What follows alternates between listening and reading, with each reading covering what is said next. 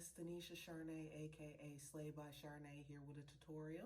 Today we are going to be doing my signature glam look. It is a natural beat with some rhinestones, a little bit of under eye color, and of course we got to have the green brows. So if you want to see how I achieve this look, stay tuned.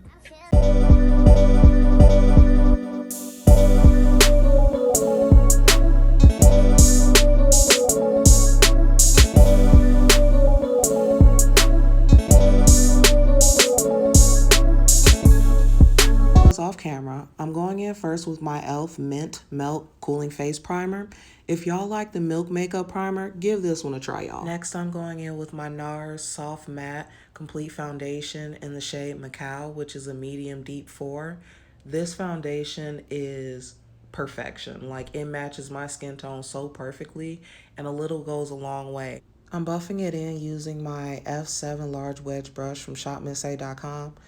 Y'all, this brush is life.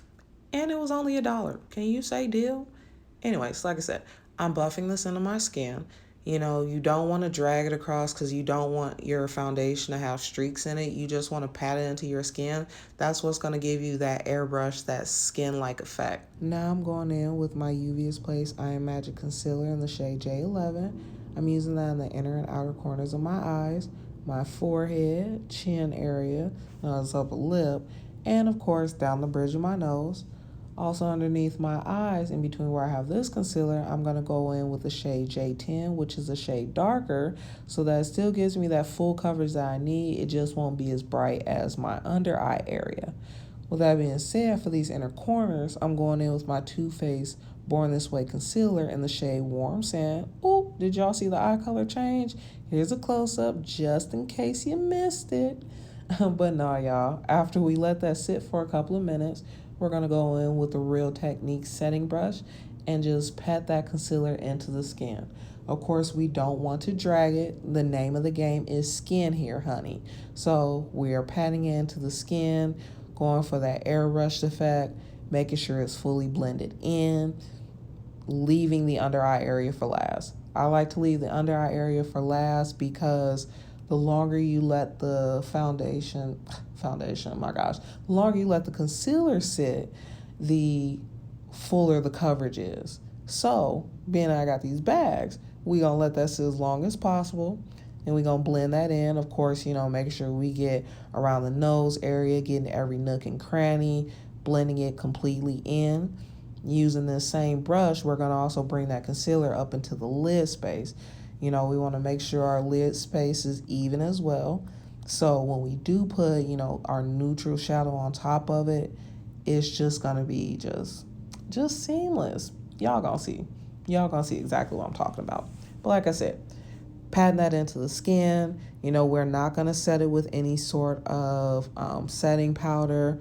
We're just going to go straight in with the LashLevels Queen and Me palette in the shade Humble, using a different Real Technique setting brush. I told y'all I had several, but anyways, I digress. You're gonna take that brush and blend the color all over your lids. Make sure you have a nice even color. And I lied to y'all, I'm sorry. I know I told y'all the under eye area was the last for the concealer. It's actually the bridge of the nose. So using your first setting brush, you're just gonna go in and make sure that your concealer is all the way blended out, going over the areas that you previously blended out your concealer, using your foundation brush to just make sure where your concealer and your foundation meet is just seamless. You should not be able to tell where one starts and one ends. Now, going in with my Flush foundation stick in the shade Pecan. Funny how I actually ended up running across these. I was in Ulta because I ran out of contour, and these were actually on clearance. So I figured, hey, why not give them a try? They are actually pretty good. But anyways, go ahead and contour your nose. And then using my Shop Miss A E109 contour brush, I'm just going to go in and blend out that contour. And when I say blend, I mean blend with a capital B.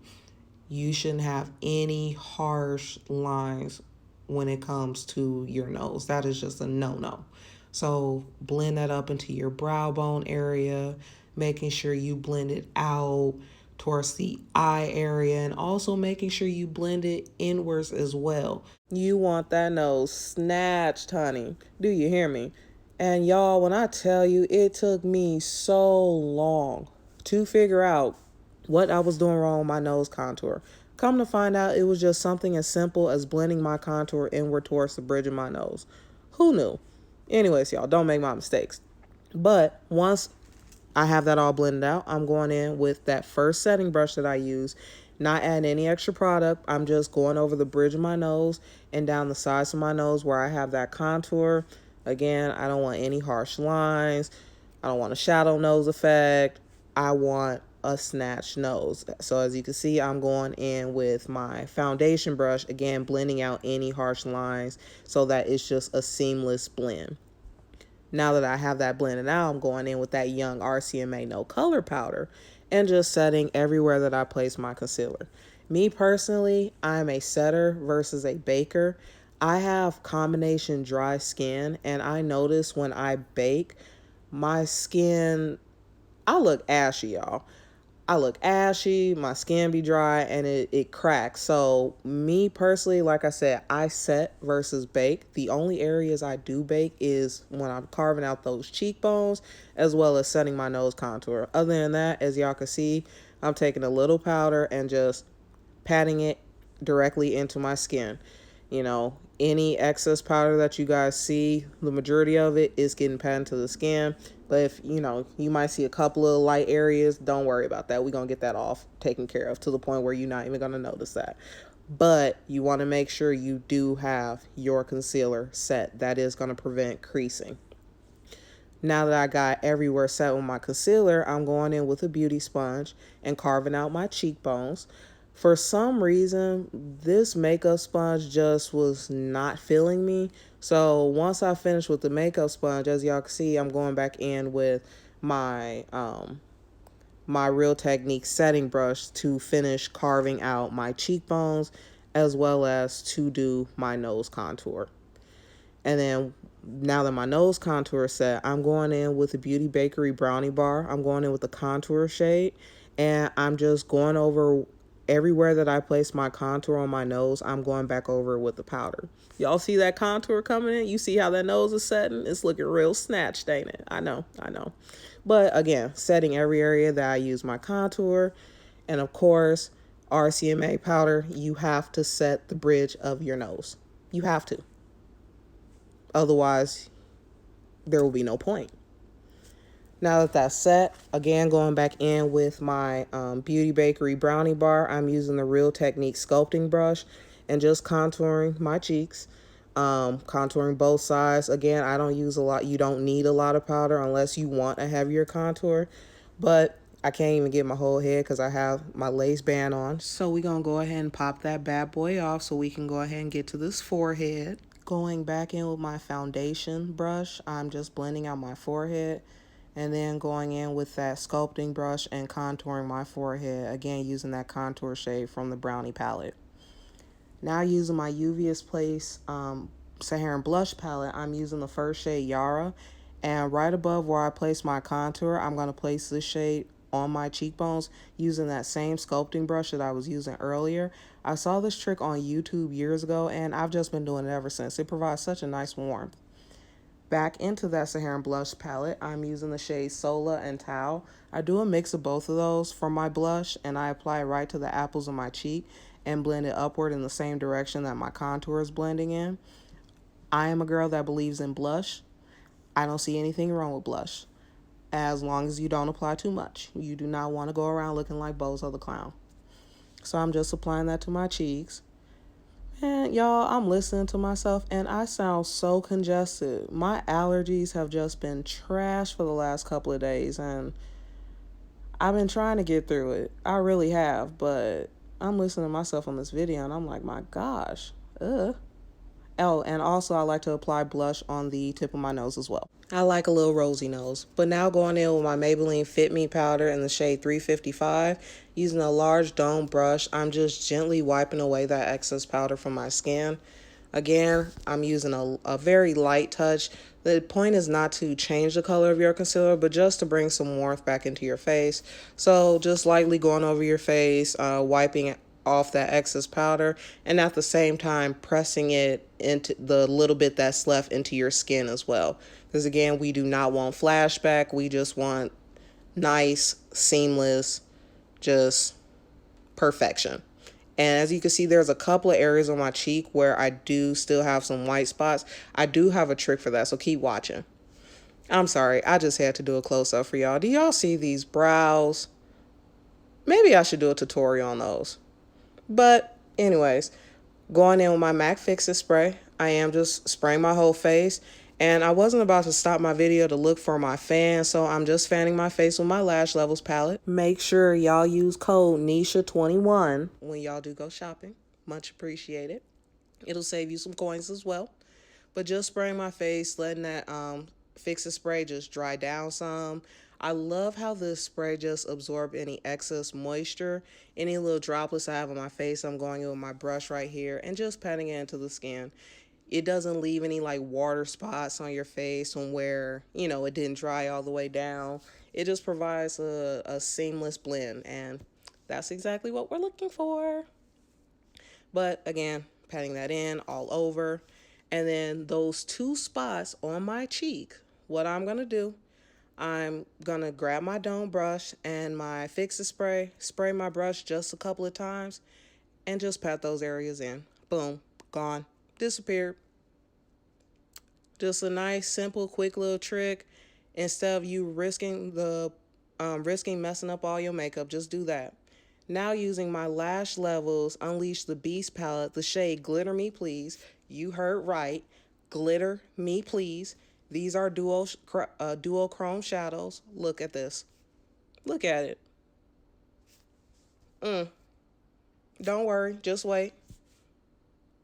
Zoom in. Ooh, beautiful. And these are shadows. Girl, this is my go-to highlighter. What you mean?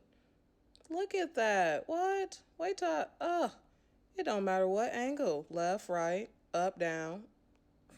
Girl, that's it. We are it.